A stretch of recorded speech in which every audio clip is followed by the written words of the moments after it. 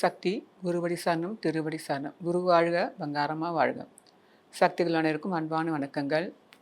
குழந்தைங்களா நல்லா இருக்கிறீங்களா? குழந்தைங்களா அம்மா பிறந்தநாள் விழாவுக்கு வந்தீங்களா? பிறந்தநாள் விழாவுக்கு வந்து அம்மாவை தரிசனம் பண்ணிங்களா? குரு காணிக்க வச்சு அம்மாவை கும்பிட்டிங்களா? எல்லாம் தெரியப்படுத்துங்க. அதுவும் இல்லாமல் இன்றைக்கி அருள்வாக்கு சொல்கிறதுக்கு முன்னாடி அம்மாவோட பிறந்தநாள் விழாவில் ஒரு மகத்தான செயல் செய்தாங்க. அது என்னான்னு குழந்தைகள், பெரியவங்கள், உலக மக்கள் எல்லாரும் தெரிஞ்சுக்கணும். நம்ம ஆலயத்தில் வந்து எல்லா விழாக்களிலும் தான தர்மங்கள் சிறப்பாக செய்வாங்க. குறிப்பாக குருவோடைய அவதார திருநாள் அன்று பல கோடி மக்கள் பயனடையணும்னு சொல்லிட்டு பல கோடி ரூபாய்கள் தான தர்மங்கள் செய்வாங்க. இந்த ஆண்டு அதேமாரி 4 கோடி ரூபாய்க்கு மேலே தான தர்மங்கள், பல வகையான தான தர்மங்கள் செய்தாங்க. எல்லா வகை தான தர்மங்கள் செய்தாலும் மகத்தான தானம் ஒன்று என்ன தெரியுங்களா? எல்லாருமே நெகிழ வைத்தது வந்து அம்மா ஆலயத்தில் இப்போ கண் தானம் ஒன்று இந்த ஆண்டு எல்லாரும் செய்தாங்க. கண் தானம், உறுப்புகள் தானம்னு சொல்லிட்டு ஹாஸ்பிட்டல் மூலிமா ஒரு ஃபார்ம் ஃபில் பண்ணி நிறைய சக்திகள் வந்து வாலண்டரியாக வந்து செய்தாங்க. அந்த கண் தானம் என்பது வந்து கடவுள் வந்து நமக்கு எவ்வளோ பொக்கிஷமான உறுப்புகளை கொடுத்துருக்காங்க. நம்ம உடலில் வந்து 12 ராஜ உறுப்புகள் இருக்குதுன்னு சொல்லுவோம். உடல் உள் உறுப்புகள் 12 ராஜ உறுப்புகள். அந்த ராஜ உறுப்புகள் எப்படி செயல்படுது நமக்கே தெரியாது எல்லாருக்குமே. அந்த உறுப்புகளுக்கு மேலாக முக்கியமாக நம்ம உடலில் பார்த்து இந்த உலகத்தை வாழ்வதற்கு கண் முக்கியம். அந்த கண் தானம் சொல்லிட்டு ஒன்று ஆரம்பித்து அதன் மூலயமா அந்த ஃபார்மில் நிறைய உடல் உறுப்புகள் தானம் சொல்லிட்டு எல்லாமே நிறைய பேர் அதை நிரப்பி கொடுத்தாங்க. அந்த கண் தானம் செய்ய கொஞ்சம் பேர் மட்டும் செய்யக்கூடாது. 1000 பேர் செய்தால் பத்தாது, 2000 பேர் செய்தால் பத்தாது. உலக மக்கள் எல்லாரும் இதுக்கு முன் வரணும். அப்போ அந்த டாக்டருங்க பேசக்குள்ள என்ன சொன்னாங்கன்னா, கண் தானம் செய்கிறவங்க வந்து யாருமே வந்து நம்ம இறந்த பிறகு இந்த உடல் வந்து எல்லாரும் பயப்படும். அந்த உடல் இறந்த பிறகு இந்த உடல் அசிங்கமாக ஆகிடுமோ, நல்லா இருக்காது, அடக்கம் பண்ணக்குள்ளே விகாரம் ஆகிடுமோ நினைப்பாங்க. அவங்க அப்படிலாம் எதுவுமே இருக்காது. இந்த உடல் அப்படியே இருக்கும், கண் அப்படியே இருக்கும். அதாவது நீங்கள் யார் கண் தானம் பண்ணுறாங்களோ அவங்க இறந்தவுடன் 6 மணி நேரத்துக்குள்ளே பக்கத்தில் இருக்கிற அந்த ஹாஸ்பிட்டலில் வந்து அவங்களே வந்து கொண்டு போயிடுவாங்களாம். அதுக்கு உண்டான நம்ம அந்த டீட்டெயில்ஸ் மட்டும் நம்ம எப்படி செய்யணும்னு கேட்டு விசாரிச்சு செஞ்சிட்டோம்னா 6 மணி நேரம் திடீர்னு வீட்டில் யாராவது இறந்தா கூட கண்ணை மூடி வச்சுட்டு ஃபேன் காற்றுல இருக்கக்கூடாதுங்களாம். கண்ணை உடனே மூடிட்டோம்னா அவங்களே வந்து எந்த ஒரு செலவும் நமக்கு கொடுக்காம அவங்களே வந்து கொண்டு போயிடுவாங்க. நம்ம இறந்த பிறகு மண்ணோட மண்ணாக மக்கி போகிற இந்த உடல் 4 பேருக்கு பயன்படும். எவ்வளோ மகத்தான தானம் பார்த்தீங்களா? கண் தானம். எவ்வளோ பேர் கண் இல்லாமல் கஷ்டப்படுறாங்க. அவங்களுக்கு நம்ம இறந்த பிறகு இந்த கண் 4 பேருக்கு பயன்படணும். அதுக்கு நம்ம எல்லாருமே முயற்சி பண்ணணும். அதேமாதிரி உடல் உறுப்புகள் எல்லாமே நம்ம வந்து தான தர்மங்களுக்கு உண்டான வசதி வாய்ப்பு எல்லாரும் ஏற்படுத்தி கொடுத்துக்கிறாங்க. இருக்கும்போதும் நம்ம நல்லபடியாக வாழணும். இறந்த பிறகும் 4 பேருக்கு பயனுள்ளதாக வாழணும். எண்ணங்களை உயர்வாக வைத்தோம்னா நம்ம எண்ணங்களுக்கேற்ற கடவுள் நமக்கு உயர்வான வாழ்க்கை அமைச்சு கொடுப்பார். அப்போ நம்ம நினைக்கலாம், நம்ம இந்தமாரி கண் தானம் பண்ணணும், உடல் உறுப்புகள் தானம் பண்ணணும், இந்த உடல் நல்லா வச்சுக்கும் நம்ம எண்ணும் போதே அந்த உயர்வான எண்ணத்துக்கு கடவுள் நிச்சயமாக நமக்கு நல்ல உடல் ஆரோக்கியத்தை கண்டிப்பாக கொடுப்பார். அதனால் இந்த கொஞ்சம் பேர் மட்டும் 1000மோ 2000மோ லட்சம் பேரோ செய்தால் பத்தாது. உலக மக்கள் அனைவரும் இதில் முன் வந்து நம்மளுடைய கடவுள் கொடுத்த இந்த பொக்கிஷமான உறுப்புகளை நமக்கு பிறகு 4 பேருக்கு பயன்படும் மாதிரி செய்ய வேண்டும். அதுக்கு தான் இந்த ஒரு பேட்ச் ஒன்று கொடுத்துருக்காங்க பாருங்கள். அந்த பேட்ச், இந்த பேட்ச் அதுதான். நாங்கள் எவ்வளோ சக்திகள் வந்து முன் வந்து கண்தானத்துக்கும் உடல் உறுப்புகளுக்கும் நாங்கள் தானமாக செய்ய விருப்பமாக இருக்கிறோம்னு சொல்லிட்டு எல்லா வாலண்டரியாக வந்து செஞ்சுருக்காங்க. அதனால் அனைவரும் இதில் பங்கு பெற்று நம்ம வாழும் காலத்திலும் வாழணும், நமக்கு அப்புறமும் நம்ம உடல் உறுப்புகள் இந்த உலகத்தில் வாழும்படி தலைமையோடு கேட்டுக்கொள்கிறேன். ஓம் சக்தி. சரி, இன்றைக்கி அருள்வாக்கு என்ன நம்ம பார்ப்போமா? அம்மாவோடைய அருள்வாக்கு வந்து, உன்னை கண்டிப்பாக காப்பாற்றுவேன், யார் இல்லை என்றாலும் நான் இருப்பேன், தாமதமாகலாம் ஆனால் தப்பாமல் நடக்கும், உன்னை உயர்ந்த இடத்தில் வைப்பேன்.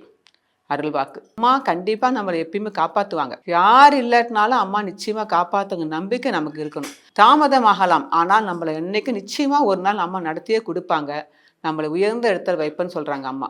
ஆனால் நம்மளோட நம்பிக்கையை பொறுத்து தான் அனைத்துமே நமக்கு நிறைவேறும். இதுக்கு ஒரு சின்ன கதையை பார்ப்போமா? ஒரு காடுனாலே நிறைய மரங்கள் இருக்கும். அந்த மரங்கள் நிறைய இருக்கும்போது ஒரு 3 மரங்கள் வந்து பக்கத்தில் நிறைய வளர்ந்து அந்த காட்டில் வளர்ந்துருந்தது. அந்த 3 மரங்களும் நண்பர்களாக இருந்தது. அப்போ அந்த 3 மரங்களும் ஒரு நாள் பேசிக்கிச்சுங்களாம். அதாவது தன்னுடைய ஆசைகள் எல்லாருக்குமே ஒரு ஆசை இருக்கும் தானே, அதுங்களுக்கும் ஒரு ஆசை இருந்தது. அதேமாரி அந்த தன்னுடைய ஆசைகள் என்னான்னு அந்த 3 மரங்களும் பேசிக்கிச்சுங்களாம். அப்போ முதல் மரம் சொல்லிச்சுங்களாம், நான் வந்து என்னை வெட்டி கொண்டு போயிட்டு ஒரு பெரிய அழகான ஒரு பெட்டி பேழையாக ஆக்கணும். அந்த பெட்டியில் வந்து நிறைய விலை உயர்ந்த நகைகள், தங்கங்கள், வைரங்கள், வைடூரியங்கள், நிறைய உயர்ந்த செல்வங்கள் எல்லாம் அதில் வைக்கணும். எனக்கு அது ஒரு ஆசையாக இருக்குதுன்னு நினச்சிதான். அப்போ 2வது மரம் சொல்லிச்சாம், என்னையும் வந்து நான் வந்து ரொம்ப பலமா இருக்கிறேன்ல, என்ன வந்து ஒரு கப்பலா மாத்தணும். ஒரு கப்பல் வியாபாரிக்கு என்ன குடுத்தாங்கன்னா, என்ன ஒரு பெரிய கப்பலா மாத்துவாங்க. நான் வந்து ஒரு ராஜா, ராணி, இளவரசன், இளவரசி இவங்களெல்லாம் சுமந்து போகிற கப்பலா மாறணும்னு எனக்கு ஆசைன்னு சொல்லிச்சாம். இதெல்லாம் கேட்டு இருந்துட்டு 3வது மரம் சொல்லிச்சாம், நான் தான் இந்த காட்டிலே ரொம்ப உயர்ந்தவனா இருக்கிறேன். இன்னும் நான் நல்லா உயர்ந்து வளர்ந்து, அந்த வானத்தளவு வளர்ந்து வானத்தில தான் கடவுள் இருக்கிறாருன்னு சொல்றாங்க. அப்ப நான் அந்த கடவுள்கிட்டயே போய் அவர் திருவடியிலே இருந்து, கடவுள்கிட்டயே நான் போய் அவர்கிட்ட இருக்கணும். அவர் அருகிலேயே இருக்கணும்னு எனக்கு ஆசையா இருக்குதுன்னு சொல்லிச்சுங்களாம். இந்த 3 மரங்களும் ஆசைப்பட்டது நேர்மையான ஆசை, நல்ல ஆசைகள். அதுங்க இப்படியே இருக்கும்போது கொஞ்சம் காலங்கள் போச்சு. அதுங்க ஆசைகள் எதுவுமே நிறைவேறல. அப்படியே இருந்தது மரத்துல. திடீர்னு அந்த காட்டுக்கு வந்து மரம் வெட்டுற தச்சர்கள் வந்தாங்க. தச்சர்கள் வந்து பார்த்துட்டு இந்த மரங்கள பார்த்தாங்களாம். முதல் மரத்த பார்த்தோன்னா, இந்த மரம் ரொம்ப ஷைனிங்கா, ரொம்ப தரமான மரமா இருக்குதே. இது ஒரு நல்ல ஒரு பெட்டியா செய்து ஒரு பேழையா ஆக்குனா நல்லா இருக்குமேன்னு சொல்லிட்டு, அந்த மரத்த வெட்டி கொண்டு போய் குடுத்துடலான்னு சொல்லி பேசிக்கிட்டாங்களாம். உடனே முதல் மரம் வந்து பார்த்து ரொம்ப சந்தோஷப்பட்டுச்சாம். ஆஹா! நாம நெனச்ச பிறகு நம்மள வந்து ஒரு பெரிய பேழையா மாத்தப் போறாங்க. நெறைய செல்வங்கள்லாம் அதில வைக்க போறாங்கன்னு சொல்லிட்டு அதுக்கு ரொம்ப சந்தோஷமாயிடுச்சாம். அதேமாரி அந்த முதல் மரத்த வெட்டி, அந்த தச்சர் வெட்டி கொண்டு போயிட்டு, பொட்டி செய்ற ஒரு ஆசாரிகிட்ட அந்த மரத்த குடுத்துட்டாங்களாம். 2வது மரத்த பார்த்து அந்த தச்சர்கள் சொன்னாங்களாம், "இந்த மரம் நல்லா பலமா இருக்குது. அதனால இந்த மரத்த வந்து ஒரு பெரிய துறைமுகத்துக்கு குடுத்துருவோம். கப்பல் வியாபாரி குடுத்தோம்னா, அவர் கப்பல் செய்துக்குவாரு. அதனால இந்த மரத்த கொண்டு போய் கப்பல் வியாபாரிகிட்ட குடுத்துருங்கன்னு" சொல்லிட்டாங்களாம்.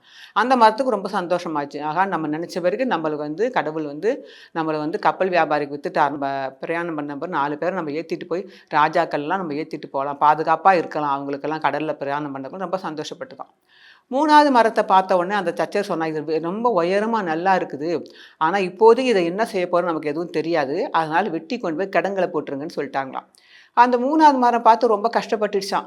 ஐய்யய்யோ! அவங்க 2 பேருக்கும் நெனச்ச பிறகு அவங்களுக்கு பெட்டியாவும், கப்பலா மாத்திட்டாங்க. நாம இன்னும் நல்லா உயரமா வளர்ந்து போய் வானாலும் உயர்ந்து கடவுள்கிட்ட போய் சேரணும்னு நெனச்சோமே! நம்மள இப்ப வெட்டி கொண்டு போய் கடங்குல போட போறாங்களேன்னு சொல்லிட்டு ரொம்ப அழுதுதான் கவலைப்பட்டுச்சாம். வேற வழி இல்ல அத வெட்டி கொண்டு போய் கடங்குல போட்டுட்டாங்க. இப்படியே இந்த 3 மரங்களும் கொண்டு போய் அவங்கவங்க பெட்டியாவும், ஒரு பெரிய படகாவும் மாத்திட்டாங்க. ஆனா, அதுங்களுக்கு வந்து நடந்தபடி ஆவல. அந்த பெட்டி செய்த பிறகு, அந்த பெட்டி அப்படியே தச்சர்கிட்ட இருந்து, கொஞ்ச நாள் சென்ற பிறகு என்ன பண்ணிக்கிறாங்க, அந்த பெட்டிய வாங்கின்னு போய் மாட்டுத் தொழுகையில வச்சு, அந்த பெட்டியில வந்து வைக்கோல போட்டு வச்சுட்டாராம். அந்த பொட்டிக்கு ரொம்ப கஷ்டமாயி போச்சாம். ஐயோ! நம்ம ராஜா வாங்கிட்டு போவாரு. ராஜா ஒரு அரண்மனைக்கு போய் அதில நெறைய செல்வங்கள்லாம் வச்சிருப்பாங்கன்னு நம்ம நெனச்சோமே! இப்படி நம்மள வந்து ஒரு மாட்டுத் தொழுகைக்கு வாங்கின்னு வந்து வைக்கோல போட்டு மாட்டுத் தொழுகையில வச்சுட்டாங்களேன்னு, அது கொஞ்சம் ரொம்ப கவலையாவும் கவலைப்பட்டு, நம்மளுடைய விதி இப்படிதான் வருது. நாம ஒண்ணு நெனைக்க கடவுள் ஒண்ணு நெனச்சுட்டா இருப்பாருன்னு நெனச்சு நொந்து அழுது நின்னுச்சாம். அப்ப 2வது மரத்த வெட்டி எடுத்துன்னு போனாங்கல்ல, கப்பல் தொழிலாளி செஞ்சோன்னு, அவரு அத ஒரு பெரிய கப்பலா உருவாக்கலையாம். ஒரு ஒரு மீன் பிடிக்கிற ஒரு படகா உருவாக்கி விட்டுட்டாங்களாம். அது வந்து மக்கள ஏத்தின்னு போற ஒரு படகா ஆயிடுச்சு. இந்த மரம் நெனச்சுதான், ஐயோ! நம்ம ஒரு பெரிய கப்பலா மாறி ராஜாவெல்லாம் ஏத்திட்டு போலான்னு நெனச்சோமே! நம்மள இப்படி சாரா மீன் பிடிக்கிற படகா மாத்திட்டாங்களே! சொல்லிட்டு அது கவலைப்பட்டுச்சாம். இப்படி இருக்க அந்த இன்னொரு 3வது மரத்த வந்து வெட்டி கடங்குல இருக்குல்ல, அது நெனச்சான். அதுங்களுக்காவது பரவால்ல. ஒரு பொட்டியா மாறி அந்தந்த இடத்துக்கு போயிடுச்சுங்க. மாட்டுத் தொழுகைக்கு போயிடுச்சு. இன்னொரு பொட்டி வந்து கப்பலா போவாட்டினாலும் ஒரு படகாவது ஏதாவது ஒரு பயன்படுது. ஆனா, நான் இன்னைக்கு எதுக்குமே பயன்படாம, இப்படி வந்து கிடங்குல அப்படியே கிடக்கிறேனே! எனக்கு ரொம்ப கஷ்டமா இருக்குதே இறைவா! என்ன இல்லாட்டினா ஒரு மழையிலும், வெயிலிலும் காஞ்சாவது நான் சும்மா இயற்கையோடையாவது அப்படியே நான் போயிட்டு இருக்கலாம் பிறகு. சொல்லிட்டு ரொம்ப கவலைப்பட்டுருந்தான். இப்படியே ரொம்ப நாள் போயிடுச்சு. ரொம்ப காலம் போயிடுச்சு. ஆண்டுகள் போயிடுச்சு. ஆனா, அதுங்க நினைச்சது வந்து நிறைவேறல. அதுங்களும் தான் கனவு வந்து கனவாவே போயிடுச்சு. இந்த 3 மரங்களும் தான் கண்ட கனவு மறந்தும் போயிடுச்சு. ஆனா கடவுள் வந்து நாம என்ன கனவு கணக்கு பட்டா கடவுள் வந்து எதையும் மறக்க மாட்டார். தெரியுங்களா? ஒரு நாள் என்ன ஆயிடுச்சு, திடீர்னு நல்ல பலத்த மழை பெஞ்சு, ஒரு க வந்தப்ப அந்த மாட்டுத் தொழுகை வழியா ஒரு பெரிய கார் வந்து அந்த மாட்டுத் தொழுகையில வந்து நிக்குது. வந்த உடனே அங்க ஒரு 2 வந்து தம்பதிகள் வந்து அந்த கார்ல இருக்கிறாங்க. அப்ப அந்த மாட்டுத் தொழுகையில முதலாளி வந்து அந்த கார்கிட்ட போயிட்டு, "என்ன வேணுங்க உங்களுக்கு?" கேட்டு, "எங்க மனைவிக்கு வந்து ரொம்ப நாளா குழந்தை இல்லாம அவங்களுக்கு வந்து குழந்தை உண்டாகி, இப்ப இன்னைக்கு பிரசவிக்கிற நேரம் வந்து போச்சு. இந்த நேரத்தில என்னால இந்த பக்கத்தில மருத்துவமனை எங்க இருக்குன்னு தெரியாது. உங்க மாட்டுத் தொழுகையில கொஞ்சம் இடம் குடுத்தீங்கன்னா, எங்க மனைவி இங்கேயே குழந்தைய பெத்தெடுத்துருவாங்க. எங்களுக்கு உதவி பண்ண முடியுமான்னு?" கேட்டிருக்காரு. உடனே சரிங்க, அதனால என்னாங்கன்னு சொல்லிட்டு கூட்டின்னு போய் அந்த மாட்டுத் தொழுகையில ஒரு இடம் குடுத்து, அவங்க மனைவிய அந்த இடத்துலயே அந்த குழந்தை ஒரு சின்ன குழந்தை பொறந்துருச்சு. குழந்தை பொறந்தோனே அந்த குழந்தைய படுக்க வைக்கணுமே! அப்ப அங்க ஒண்ணுமே இல்லையா? அப்போ உடனே அந்த மாட்டுத் தொழுக்கு முதலாளி என்ன அந்த வைக்கோல் பொட்டி இருக்குது பாருங்க. அந்த வைக்கோல் பொட்டிய குடுத்து, அதுல அழகா ஒரு மெதுன்னு ஒரு துணி போட்டு, அந்த குழந்தை செல்வத்த அதுல படுக்க வச்சுட்டார். இத பார்த்தோனே அந்த பொட்டிக்கு ரொம்ப சந்தோஷமாயிடுச்சு. ஆகா! ஒரு சின்ன ஒரு குழந்தை, அந்த பொறந்த குழந்தை வந்து கடவுளுக்கும் மேலானது ஆச்சே! கடவுளுக்கு சமமானது இந்த குழந்தை. நம்ம 1000 செல்வங்கள், நகை, வைடூரியம், இந்த செல்வங்கள், பவுனு, நகையெல்லாம் நம்ம பொட்டி உள்ள வைக்கணும்னு நம்ம ஆசைப்பட்டோமே! ஆனா அதவோட பெரிய செல்வம் குழந்தை செல்வம் தானே! அந்த கடவுளுக்கு நிகரான அந்த குழந்தை செல்வத்த கொண்டு வந்து நம்ம இடத்துல படுக்க வச்சிருக்கிறாங்களேன்னு சொல்லிட்டு அதுக்கு ரொம்ப மகிழ்ச்சி ஆயிடுச்சு, சந்தோஷப்பட்டுச்சுங்களாம். உடனே மறுநாள் காலைல விடிஞ்ச பிறகு அந்த அந்த கார்ல வந்த தம்பதிகள் வந்து சொன்னாங்க. அவங்க பெரிய பணக்காரங்களாச்சா, எங்களுக்கு வந்து எங்க குழந்தை ரொம்ப நாள் ஆச்சு குழந்தை பொறந்தது. முதல் இந்த குழந்தை இந்த பெட்டியில தான் படுக்க வச்சீங்க. அதனால இந்த பொட்டி எவ்வளோ விலை குடுத்து வேணாலும் நாங்க வாங்கிட்டு எங்க வீட்டுக்கு கொண்டு போயிர்றோம். எங்களுக்கு குடுக்க முடியுமான்னு கேட்டுருக்காங்க. உடனே அந்த மாட்டுத் தொழில் வைக்கோல் தானே போட்டு வச்சிருந்தாரு. அதனால நெறைய பணம் குடுத்து அந்த பெட்டிய அவங்க வீட்டுக்கு எடுத்துன்னு போயிட்டு, இந்த பெட்டிய நாங்க பொக்கிஷமா கருதுறோம். ஏன்னா எங்க குழந்தை முதல் படுத்ததுனால இத நான் பொக்கிஷமா பார்க்குறேன்னு சொல்லிட்டு, அந்த பொட்டிய அவ்வளோ பொக்கிஷமா பயபக்தியோட கொண்டு போய் தான் வீட்ல பெரிய ராஜா மாரி, அரண்மனை மாரி இருக்கிற அந்த வீட்ல கொண்டு போய் அந்த பெட்டிய பொக்கிஷமான அறையில வச்சு, அந்த பெட்டிய கொண்டு பாதுகாத்தாங்களாம். அந்த பொட்டி அப்ப நெனச்சுதாம், நம்பக்கு உள்ளார்க்க பொக்கிஷத்த வைக்கணும்னு நம்ம ஆசைப்பட்டோம். செல்வங்களான பொக்கிஷம் நம்ப உள்ள வைக்கணும். ஆனா இன்னைக்கு நம்பளையே பொக்கிஷமா நெனைக்கிறாங்க பாரு இந்த பொட்டிய, அந்த குழந்தைய படுத்ததுன்னு சொல்லிட்டு, ரொம்ப மகிழ்ச்சியா நெகிழ்ந்து அழுவுச்சுங்களாம். அப்ப கடவுள் அந்த மரம் என்ன நெனச்சுது? ஒரு செல்வத்த நம்மகிட்ட வைக்கணும்னு நெனச்சுது. அதுவே பொக்கிஷமா மாறணும்னு அது நெனைக்கல. ஆனா கடவுளு காலதாமதமானாலும் அந்த பொட்டிக்கு வந்து ஒரு பொக்கிஷத்த அதுவே பொக்கிஷமா மாத்திட்டார். பொக்கிஷமா பாதுகாக்கிற அளவுக்கு வச்சுக்கிட்டாங்களாம். அப்புறம் இந்த பக்கம் 2வது மரம் என்னாச்சு, படகுல வந்து மக்கள் எல்லாம் ஏத்திட்டு போயிருந்ததுல்ல. ஒரு நாள் ஒரு கடல்ல மக்கள் மீன் பிடிக்கிற படகுல வந்து திடீர்னு கடல்ல சூறாவளி காத்து வீச ஆரம்பிச்சுது. அப்ப கடல் வந்து ரொம்ப தத்தளிச்சு அங்க இருக்கிற மக்கள் எல்லாம் அதுல இருக்கிறவங்கலாம் உழுந்து ரொம்ப உயிராபத்துல இருந்துக்கிறாங்க. அந்த படகு நினைக்குது, ஐயோ! இவங்கள என்னால காப்பாத்த முடியலையே! நானோ சின்ன படகா இருக்கிறேன். நான் எப்படி இவங்கள காப்பாத்த போறேன்னு கடவுள்கிட்ட கவலைப்பட்டுச்சாம். அப்ப அந்த நேரம் அந்த படகுல வந்து ஒரு பெரிய மகான் ஒருத்தர், ஞானி ஒருத்தர் வந்து அதுல பிரயாணம் பண்ணியிருந்தாராம். உடனே அந்த ஞானி எழுந்திருச்சு நின்னு அந்த கடல பார்த்து, "கடலே அமைதியாக இருன்னு" சொல்லிட்டு ஒரே ஒரு வார்த்தை தான் சொன்னாராம். சொன்ன உடனே அந்த கடல் அப்படியே அமைதி, சூறாவளி காற்று எல்லாம் அமைதியாகி கடல் அப்படியே அமைதியா வழி விட்டுருச்சாம். இத பார்த்த உடனே அந்த மீன் பிடிக்கிற அந்த படகுக்கு வந்து ரொம்ப சந்தோஷம் ஆயிடுச்சாம். பாரு நம்ம வந்து என்ன செஞ்சோம், நம்ம கடல்ல வந்து ராஜா, ராணி, இளவரசு, இளவரசிலாம் ஏத்தினோம்னு மிக உயர்ந்தவங்க நெனச்சு இவங்கள ஏத்தின்னு இவங்கள பிரயாணம் பண்ணணும்னு நெனச்சோம். ஆனா இன்னைக்கு பாரு இந்த கடலே இவருடைய ஒரு வார்த்தைக்கு வந்து கடலே அமைதியாயிருச்சு பாரு. அவ்ளோ பெரிய மகான், அவ்ளோ பெரிய ஞானிய நம்ம மேல ஏத்திக்கின்னு வந்திருக்கிறோமே! இது எவ்வளோ பெரிய மகத்தான செயல். கடவுள் எனக்கு நான் என்ன நெனச்சேன், நான் சின்ன ஒரு படகா இருந்தாலும் கடவுள் எனக்கு ஒரு உயர்வான ஒரு மனுஷன ஏத்தின்னு போற பாக்கியத்த குடுத்துக்கிறாருன்னு சொல்லிட்டு, அந்த படகு ரொம்ப சந்தோஷப்பட்டு கடவுளுக்கு நன்றி செலுத்துதுங்களாம். அப்புறம் 3வது ப ப மரம் தான் அது அப்படியே கிடங்குல கிடக்குதுல்ல, அது ரொம்ப கவலைப்பட்டு தான் தனக்கு இன்னும் எதுவுமே நிறைவேறவே இல்லையே இறைவா நெனச்சிருந்துக்குது. அப்போ அந்த நேரம் பார்த்து ஒரு ஒரு மனிதர் ஒருத்தர் வந்தாராம். அவர் வந்து பார்த்துட்டு இந்த மரம் நல்லா பெருசா நல்லா இருக்குன்னு சொல்லிட்டு, அவர் யாருன்னா ஒரு மர சிற்பியாம். தெய்வங்கள்லாம் செய்யல சிற்பியாம். அவர் வந்து இந்த மரத்த வாங்கிட்டு போயி, ஒரு அழகான தெய்வ விக்கிரகமா மாத்தி, அது ஒரு பெரிய ஆலயத்துல வந்து பிரகாரத்துல வந்து அந்த தெய்வ சிலைய வந்து வச்சுட்டு, அதுக்கு வந்து டெய்லி பூஜை, புனஸ்காரங்கள்லாம் பண்ணி, எல்லாரும் வந்து அந்த மர சிலைய அந்த மரத்தாலான தெய்வ சிலைய வழிபாடு பண்ற மாரி செஞ்சிருக்கிறாங்க. இது பார்த்த உடனே அந்த மரத்துக்கு ரொம்ப அழுக வந்துடுச்சாம். ரொம்ப அழுதாம். இறைவா! நான் என்ன நெனச்சேன், உன்னுடைய அளவுக்கு உயர்ந்து கடவுளுடைய பாதத்துல இருக்கணும். கடவுள் அளவுக்கு நம்ம உயர்ந்த எண்ணங்கள வளர்த்து உயர்ந்து நிக்கணும் தான் வானல்ல உயர்ந்து வளரணும். உன் திருவடியில வந்து நிக்கணும். உன் பக்கத்துல நிக்கணும்னு தான் நான் ஆசைப்பட்டேன். ஆனா, உன்னுடைய உருவத்தையே தாங்கி என்னையே தெய்வமா வணங்குற அளவுக்கு நான் இருக்கணும்னு நான் என்னைக்குமே நான் ஆசைப்படல. ஆனா, நீ நீ என்ன நெனச்சுக்கிற, நான் எவ்வளோ தாமதமானாலும் என்ன வழிபாடு பண்ற அளவுக்கு என்ன கொண்டு வந்து நிறுத்தி வச்சிருக்கிறே இறைவான்னு சொல்லிட்டு ரொம்ப அழுதுதான். அழுது ரொம்ப நன்றி செலுத்தான். இந்த இந்த மரங்கள் 3 மரங்கள் என்ன நினைச்சது? அது ஒரு வழியில அது ஒரு வேண்டுதல் வச்சது. இப்படிதான் நடக்கணும். இந்த வழியில, இந்த முறையில நடக்கணும். நம்ம இப்படிலாம் ஆகணும்னு அது எதிர்பார்த்துச்சு. ஆனா கடவுள் வந்து அப்படி நடக்கல. அது வந்த வழியிலிருந்து வேற வழியில மாத்தி, வேற முறைகள மாத்தி, ஆனா அதுங்க நினைச்சதுக்கு மேலான உயர்வான இடத்துல குடுத்துட்டாரு. அம்மா அருள்வாக்கு சொன்னாங்க பார்த்தீங்களா? தாமதமாகலாம், ஆனால் தப்பாமல் நடக்கும். உன்னை உயர்ந்த இடத்தில் வைப்பேன்னு சொல்லிட்டு ஒரு அருள்வாக்கு சொல்லியிருக்காங்க பார்த்தீங்களா? அதேமாரி இப்ப அந்த மரங்கள் 3 மூணுத்துக்கும் தாமதமாச்சு, கால தாமதமாச்சு. ஆனா அது நினைச்சபடி நடக்கல. நினைச்சபடி நடக்கிறதுக்கு உண்டான வழிமுறைகளை கடவுள் மாத்தி மாத்தி செய்துங்க. அதோட அது நினைச்சதோட உயர்வான இடத்துல கொண்டு வந்து வச்சிருக்கிறார். இது நீங்க நினைக்கலாம், இது சாதா ஒரு மரத்துக்கு நடந்த நிகழ்ச்சி தானே நினைக்கலாம். ஆனா இது மரத்துக்கு மட்டும் இல்ல, ஒவ்வொரு மனித வாழ்க்கை நடக்கிற நிகழ்வுகள் இதுதான். நம்ம வாழ்க்கையின் சாரமே இதுதான். நம்ம நினைக்கிறோம், கடவுள்கிட்ட நம்ம ஒரு பிரார்த்தனை வைக்கிறோம். கடவுள்கிட்ட என்ன சொல்றோம்? எனக்கு இது ஓணும், இப்படி ஓணும், இப்படி நடக்கணும், இதமாரிலாம் நடக்கணும், இன்னைக்கு நடக்கணும், நாளைக்கு நடக்கணும், இதுக்கப்புறம் எனக்கு இப்படிலாம் நடக்கணும்னு சொல்லி நம்ம ஒரு நிபந்தனை வைக்கிறோம். ஆனா அந்த நிபந்தனை நம்ம நடக்கிற மாரி நடக்குதா? இல்லையே. கடவுள் என்ன நினைக்கிறாரோ அதன் பிரகாரம் தான் நடக்கணும். நாம ஒரு வழிமுறைகளை கேட்கிறோம், அந்த முறைகள் நடக்கணும்னா கடவுள் அந்த வழிமுறைகள் நடத்தி கொடுக்க மாட்டார். அவருக்கு என்ன விருப்பமோ, நமக்கு எது நன்மையோ அந்த முறையில, அந்த வழிமுறைப்படி அதன் பிரகாரம் கொண்டு போய் நம்ம நல்ல முறையில் நடத்தி கொடுப்பார் கடவுள். ஆனா இதற்கிடையே நம்ம என்ன செய்றோம்?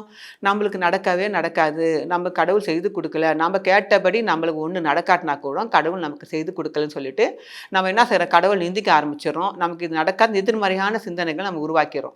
அப்போ நம்ம எதிர்மறையான சிந்தனைகள், அந்த 3வது மரம் நினச்சிது பாருங்க, ஐயோ எனக்கு கடவுள் எதுவுமே செய்யாமல் விட்டுட்டாரு, நான் மழையிலையும் வெயிலும் காஞ்சாவது நான் அப்படியே போயிடலாமே நினச்சது இல்லை. அதுமாரி நம்ம எதிர்மறையான சிந்தனை நினச்சி நம்ம ஏதாவது தவறான முடிவுக்கு நம்ம போயிட்டோம்னா அதுக்கு யார் பொறுப்பு? நாம் தான் பொறுப்பு. அதனால் நம்ம எது நடந்தாலும் மற்ற மரங்கள் மாரி அந்த 3வது மரமும் கடைசி நினைச்சாலும் ஆனால் பொறுமையாக இருந்தது. அதேமாரி கடவுள் ஒரு நாள் நம்ம கொடுப்பாரு நம்பிக்கையோட பொறுமையாக இருந்தோம்னா கடவுள் ஒரு வழி வச்சிருப்பார். நாம் கேட்குற வழிமுறைப்படி நாம் இப்படி தான் நடக்கணும், அப்படி தான் நடக்கணும், நம்ம முறைப்படி நம்ம வழிப்படி கடவுள் நடந்து வரமாட்டார். அவருக்கு என்ன விருப்பமோ, நமக்கு எது நன்மையோ அந்த முறைப்படி அவர் செய்து கொடுப்பார். இதுதான் நம்ம கணக்கு வேற, கடவுள் கணக்கு வேற. நாம் நினைக்கிறது ஒன்று, அது நம்ம விதியை நொந்துக்கிறோம். என் விதி இப்படி தான், என் தலைவிதி இப்படி தான் நம்ம நினச்சிக்கிறோம். ஆனால் நம்ம விதிப்படி நடக்க முடியாமல் மாற்றி கொண்டு போய் செய்கிறது தான் இறை சூத்திரம்னு சொல்லுவாங்க. கடவுள் கணக்கு அதுதான்.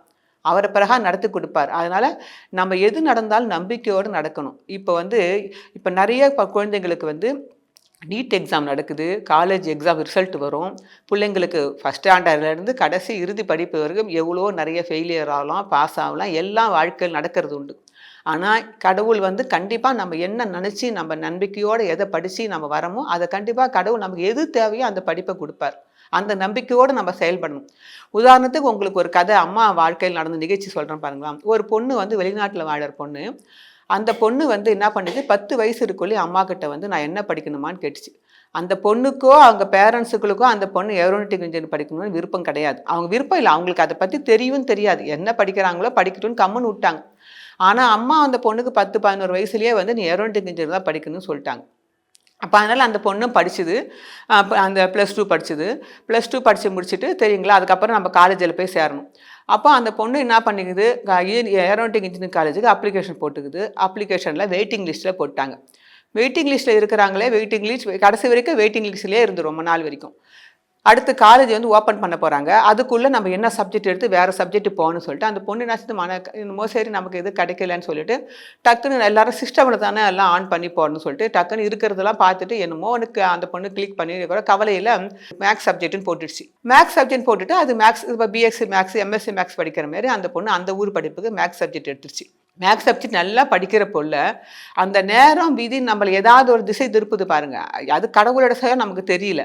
அப்போ அந்த மேக்ஸ் படித்த பொண்ணுக்கு திடீர்னு மேக்ஸில் சப்ஜெக்ட் ரொம்ப டஃப்பாக இருக்கவே, பாடமெல்லாம் ரொம்ப டஃப்பாக இருக்க, மார்க் டவுன் ஆயிடுச்சு.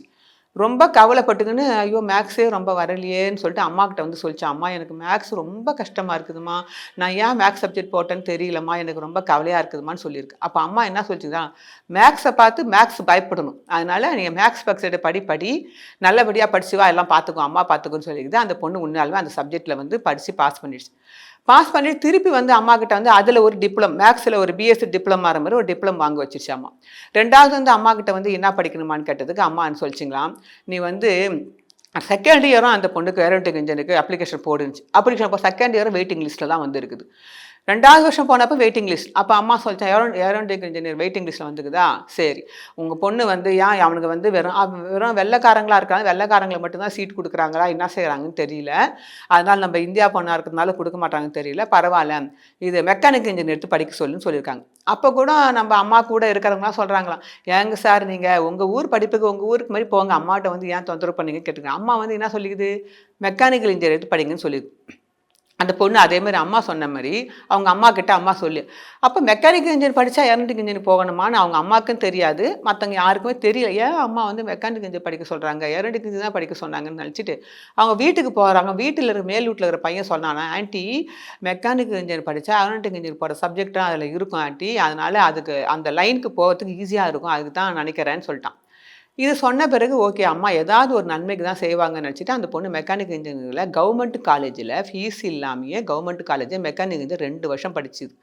1 இயர் படிச்சது, செகண்ட் இயரும் படிச்சது. மெக்கானிக்கல் இன்ஜினியர் 5 வருஷம் படிக்கணும். 2வது வருஷம் படிக்கக்குள்ளேயே திருப்பி 3வது தடவையா aeronautic engineering college, private college, அது நல்ல காலேஜ், ஆனால் விலை அதிகமான ஃபீஸ் கட்டணும், நல்ல காலேஜ். அதனால அந்த காலேஜ் திருப்பி 3வது தடவையா அப்ளிகேஷன் ஃபார்ம் போட்டப்ப அவங்க என்ன பண்ணாங்க, அந்த காலேஜில் மெக்கானிக்கல் இன்ஜினியர் 3rd இயர் படித்த பிள்ளை, 2வது வருஷம் படித்த பிள்ளைய ஏரோநாட்டிக் இன்ஜினியரில் 3வது வருஷத்தில் டைரெக்டாக சேர்த்துட்டாங்களாம். 2 வருஷம் நீ ஏரோநாட்டிக் இன்ஜினியர் படிக்கவே வேணாம், ஃபீஸ் கட்டவே வேணாம், 2 வருஷம் ஃபீஸை அம்மா கம்மி பண்ணிவிட்டு அந்த பொண்ணுக்கு 3வது வருஷம் டைரெக்டாக ஏரோநாட்டிக்கல் இன்ஜினியரிங் கிளாஸில் டைரெக்டாக 3 வருஷம் 3வது இயரில் போய் சேர்த்து வச்சு 3வது வருஷம் 4வது வருஷம் 5வது வருஷம் வரைக்கும் படிக்க வச்சு 3 வருஷம் 5 வருஷம் படிப்பேன், 3 வருஷம் அந்த பிரைவேட் காலேஜில் ஏரோநாட்டிக் இன்ஜினியர் படிக்க வச்சு அந்த பொண்ணை இன்றைக்கி ஏரோநாட்டிக் இன்ஜினியர் அம்மா மாற்றிருக்கிறாங்க. இப்போ பார்த்தீங்கன்னா அந்த பொண்ணுக்கு வந்து அம்மா வந்து காலதாமதம் ஆகியிருக்கிறாங்க. நம்மளுடைய விதிப்படி நேரப்படி எப்போ நம்ம கொடுக்கணுமோ அப்போ கொடுத்தா தான் நம்மளோட வாழ்க்கை நல்லா இருக்குன்னு அம்மா முடிவு பண்ணியிருக்கிறாங்க. அதனால் என்ன பண்ணிக்கிறாங்க, அந்த பொண்ணோட வழிமுறைகள் அம்மா வந்து வழிமுறைகளை மேக்ஸ் எடுத்து படிக்க வச்சு அந்த பிள்ளைக்கு மேக்ஸ் சப்ஜெக்ட் நல்லா வந்து செய்ய வச்சுருக்கிறாங்க. மெக்கானிக்கல் இன்ஜினியர் படிக்க வச்சு ஏரோநாட்டிக் இன்ஜினியர் படிப்பை ஃபுல்லும் அந்த மெக்கானிக்கல் இன்ஜினியர் படிக்க வச்சு ஏரோநாட்டிக் இன்ஜினியர் படிக்க வேண்டிய படிப்பை வந்து அந்த பொண்ணுக்கு வந்து ரொம்ப ஈஸியாக ஆக்கி கொடுத்துட்டாங்க. டஃப் இல்லாமல் அந்த படிப்பை ஈஸியாக படிக்கிற அளவுக்கு கொண்டு வந்து நிறுத்திருக்கிறாங்கன்னா அந்த பொண்ணு முடிவு செஞ்சுருக்கலாம், ஐயோ நம்ம கிடைக்கவே கிடைக்காதுன்னு அது முடிவு பண்ணலாம். அம்மா கிட்ட அம்மா அப்போ சொல்லிச்சு அந்த பொண்ணுக்கிட்ட ஆரம்பமே ஒரு ஃபஸ்ட் இயர் கிடைக்காத கஜினிமுகம் வந்து படையேற்ற மாதிரி படையேடுன்னு சொன்னாங்களாம்.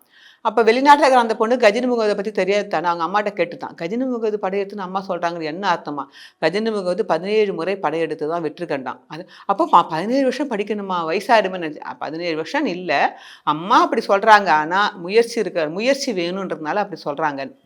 அதேமாரி அந்த பொண்ணு முயற்சி பண்ணி 3 வருஷம் ட்ரை பண்ணி 3வது வருஷம் அம்மா வந்து ஏரோநாட்டிக் இன்ஜினியர் 3வது இயரே சேர்த்து விட்டாங்க. அப்போ 2 வருஷம் படிப்பு கட்ட வேண்டிய ஃபீஸ் எத்தனை லட்சங்கள், இந்தியா காசுக்கு பார்த்தீங்கன்னா நிறைய பணங்கள், அவ்வளோ லட்சங்கள் காசு அவங்களுக்கு மிச்சப்படுத்தி நேராக செஞ்சுருக்கிறாங்க. அப்போது அம்மாவுடைய வழிமுறைகளும் விதிமுறைகளும் அம்மா மாற்றி கொண்டு போய் இதைப்படி அதைப்படி மாற்றி கொண்டு போய் கடைசியில் அம்மா விருப்பப்படி அந்த பொண்ணை நல்ல உயர்வான நிலைக்கு கொண்டு வந்துட்டாங்க. இதுதான் சக்திங்களா நாங்கள் இந்த படிக்கிற பிள்ளைங்களுக்கு எல்லாருக்கும் நான் சொல்கிறோம், நம்ம கிடைக்கிற சப்ஜெக்ட் ஒன்று கிடைக்கல, வேற ஒரு சப்ஜெக்ட்டுக்கு தான் சீட்டு கிடச்சிக்குது, நமக்கு இந்த வருஷம் கிடைக்கல, அதனால் மன சோர்வு அடையக்கூடாது. நமக்கு தாமதமாகலாம், ஆனால் கடைசியில் நம்ம கடவுள் கொடுக்க வேண்டியதை கடமை கண்டிப்பாக கொடுப்பார். இடையில நம்மக்கிட்ட நம்ம எதிர்மறையான எண்ணங்களும் எதிர்மறையான சிந்தனைகள் நமக்கு வராமல் இருக்கிற வரைக்கும் நமக்கு அம்மா நல்லதே நடத்தி கொடுப்பாங்க. இதில் ஏதாவது காலதாமதம் ஆனாலோ எது நம்மளுடைய எண்ணங்களால் தான் அது ஆகும். அதனால் சக்திகள் அனைவருக்கும் குழந்தைகள் அனைவரும் என்ன செய்யணும், தாமதமான எந்த செயல் தாமதமானாலும் எல்லாம் நம் நன்மைக்கு நினச்சிக்கின்னு கடவுள் முந்துக்காம கடவுளை வேண்டிக்கின்னு பிரார்த்தனையோடு நம்பிக்கையோடு நம்ம எந்த ஒரு செயலும் செய்தோன்னா நமக்கு எல்லாமே நல்லதாகவே நடக்கும். ஓம் சக்தி. குருவடி சரணம், திருவடி சரணம்.